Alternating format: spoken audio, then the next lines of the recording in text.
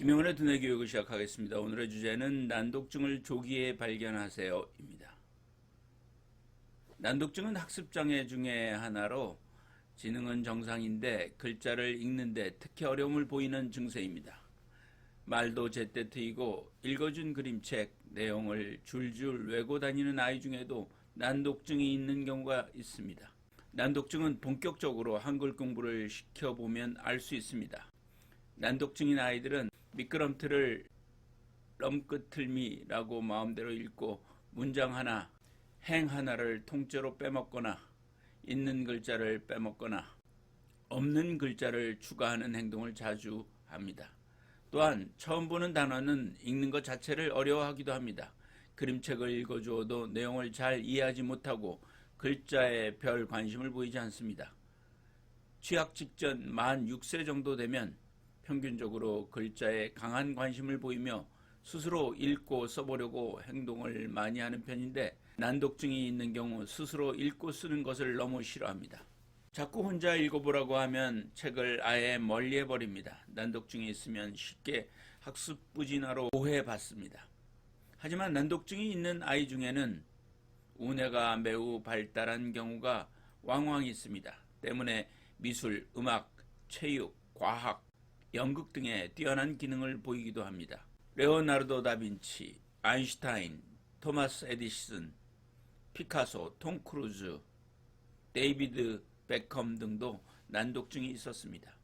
우뇌가 발달한 아이들은 뭔가를 보면 시각의 뇌가 빠르게 작동해 그림으로 먼저 파악합니다. 하지만 글자는 시각의 뇌에서 좌측 축두엽으로 가서 청각적인 것, 즉 언어적인 것으로 정보를 받고 전두엽으로 넘기는 작업을 해야 읽을 수 있는 것입니다. 우뇌가 너무 발달한 아이들은 어떤 자극을 받을 때 좌뇌로 넘기는 것이 약하다 보니 전두엽으로 정보를 보내는 것에 문제가 생겨 글을 잘 읽지 못하는 것입니다. 난독증의 유형은 크게 두 가지입니다. 하나는 자극을 받아들이는 감각 체계에 문제가 있는 경우입니다. 이 아이들은 감각이 깨지거나 울퉁불퉁한 거울 같습니다. 글자를 보았을 때 하나하나가 분해되어 보이거나 물속에서 글자를 읽는 것처럼 흔들려 보입니다. 글자가 출렁거리면서 도망다닙니다. 때문에 P와 B는 아예 똑같은 글자로 보이기도 합니다. 또 하나는 글자를 보고 해석하는 능력에 문제가 있는 경우입니다. 전두엽 기능이 낮은 것으로 볼 수 있습니다. 이런 아이들은 차이를 구분하지 못해 숨은 그림 찾기 같은 것도 매우 어려워합니다. 난독증의 치료 방법도 유형에 따라 두 가지입니다. 감각 자체에 문제가 있는 경우 왜곡된 감각을 교정하는 치료를 합니다. 전두엽 기능이 낮은 경우 전두엽을 발달시키는 여러 가지 치료를 합니다.